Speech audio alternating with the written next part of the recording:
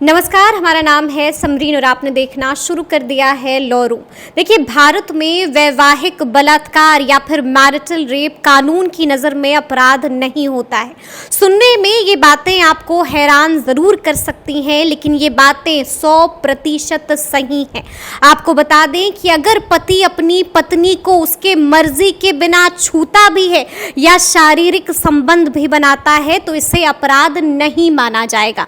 तो आज हम इसी मौजू पर चर्चा करेंगे और इस मौजू पर चर्चा करने के लिए हमारे साथ पटना हाई कोर्ट के जाने माने एडवोकेट देव प्रकाश जी हैं। तो सबसे पहले बहुत शुक्रिया बात करने के लिए। नमस्ते जी।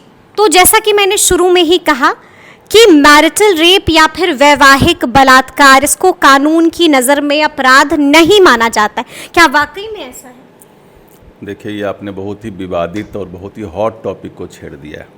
इस पर कई एक हाई कोर्ट के बहुत सारे डिसीजंस आ चुके हैं। जी जी। दिल्ली हाई कोर्ट में भी एक अभी चला था टॉपिक और उसमें बहुत लगातार बहस होता रहा।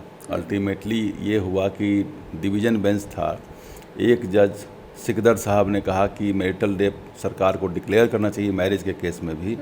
दूसरे जो सी हरिशंकर साहब जस्टिस हैं, उन्होंने कहा कि नहीं होना चाहिए, इससे वैवाहिक संस्था बर्बाद हो जाएगी। अभी ये मामला सुप्रीम कोर्ट में पेंडिंग है, सब जुडिस है, इस पर विचार होने की बात चल रही है। सरकार को भी ये लिखा गया है कि इसको डिक्लेयर करिए मैरिटल रेप। सरकार का कहना ये है कि देखिए, सबसे बड़ी बात क्या है, विवाहित महिला, इसको सोशल एक लाइसेंस दिया गया है कि भाई जो उनके पति हैं उनको उसके साथ शारीरिक संबंध करने का या बच्चा पैदा करने का या आनंद ले, जो भी सिस्टम से है वो उनके साथ संबंध बना सकते हैं, यह कहा गया है। लेकिन इसका जो दूसरा पक्ष है वो यह कहता है कि क्या शादी होने के बाद वही कानून जो 375 आईपीसी है, भारतीय दंड संहिता है, वही कानून अविवाहित के लिए अलग और विवाहित के लिए अलग हो जाएगा? अगर कोई महिला शादी कर ली तो क्या उसके जो मौलिक अधिकार हैं, जो आर्टिकल 21 है लाइफ का अधिकार, जो आर्टिकल 91 है एक्सप्रेशन का अधिकार, जो आर्टिकल 15-16 में अगेंस्ट डिस्क्रिमिनेशन है कि हमारे साथ कोई पक्षपात ना हो, और आर्टिकल 14 में लॉ ऑफ इक्वलिटी है, बराबरी का अधिकार, क्या इन सबों का हनन हो जाएगा?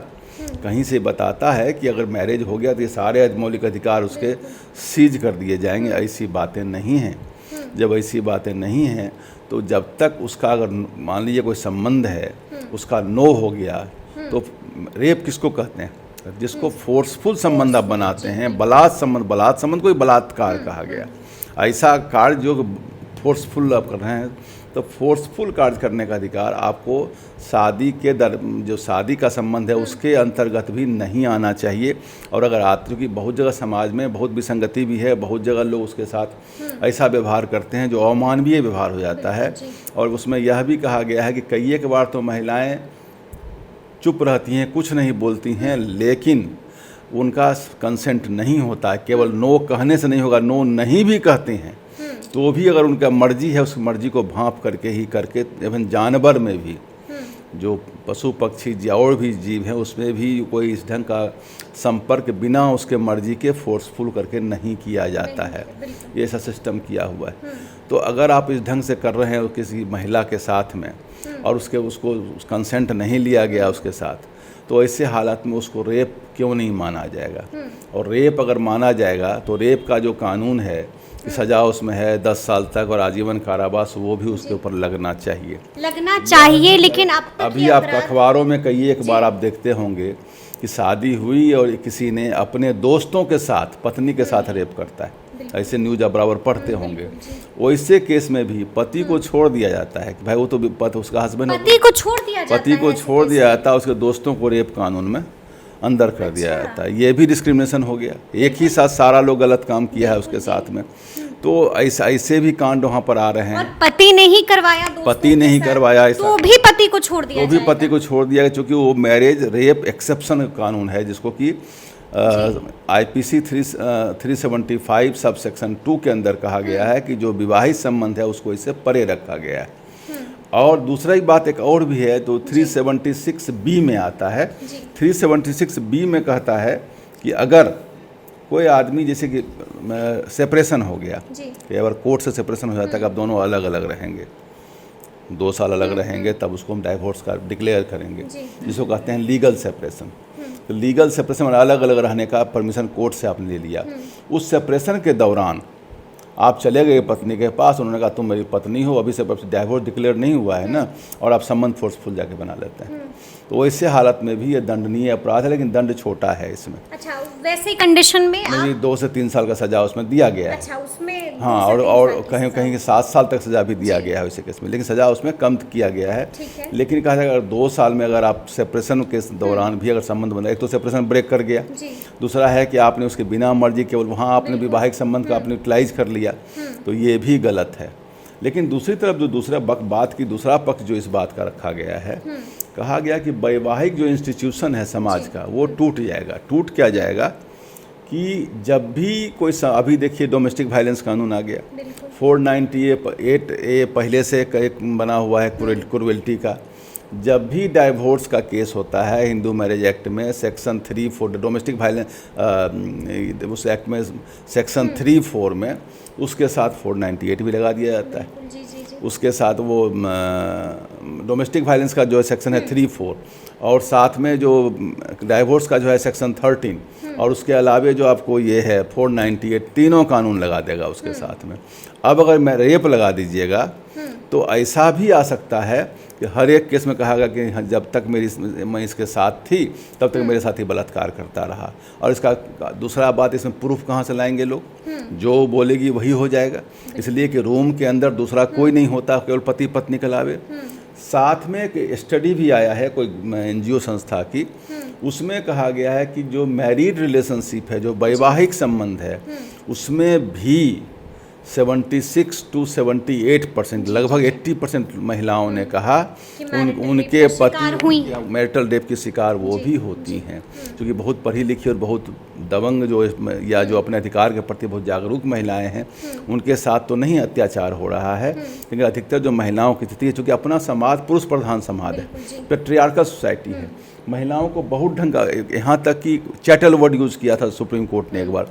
चैटल कहते हैं जैसे कोई जंगम भूमि ज़मीन आपने कबाला करा लिया, वो आपकी है, वहाँ पर जो मन हो आप करिए।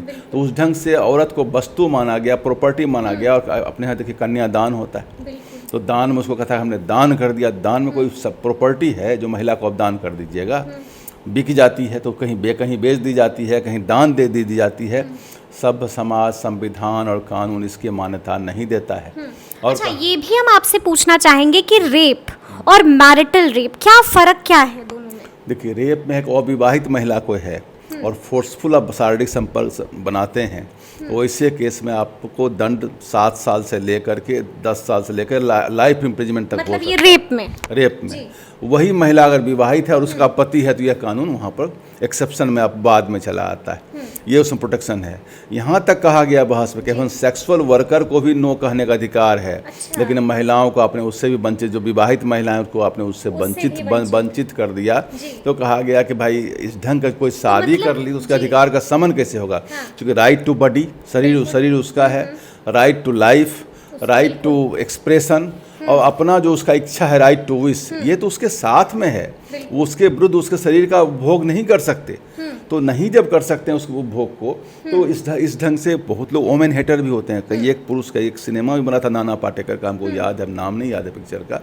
वो वोमेन हेटर था, वो नॉर्मली वोमेन को हिट करता था, जिसको मिसोजिनी कहा गया। तो वोमेन हेटर नॉर्मली जो औरतों के साथ संबंध बनाता है वो एक बर्बरतापूर्ण संबंध बनाता है। जब भी करेगा तो हबसी की तरह और जानवर का संबंध बनाता है। ऐसे लोगों में बीमारी, उस समय कुछ नहीं देखेगा कि महिला को कहाँ चोट लग रही है, कहाँ तकलीफ हो रही है, कोई मतलब उसको नहीं है। तो ये सब चीज़ बाढ़ है और रेप के संज्ञा में आना चाहिए। और इस पर बहुत हॉट डिसीजन सरकार पर भी बात चल रही है, सुप्रीम कोर्ट में भी बात है। उम्मीद लगता है कुछ न कुछ कानून इसके प्रोटेक्शन में आ जाएगा। लेकिन बात का जो दूसरा पहलू है कि मैरिज इंस्टीट्यूशन खतरे में तो ऑलरेडी जा चुका है। अब लड़के लिव इन में रहना चाहते हैं, मैरिज नहीं करना चाह रहे हैं। तो ऐसी स्थिति में कहीं आने वाले समय में मैरिज इंस्टीट्यूशन नहीं खतरा में पड़ जाए। और समाज का और देश का बेसिक यूनिट है मैरिज इंस्टीट्यूशन, फैमिली।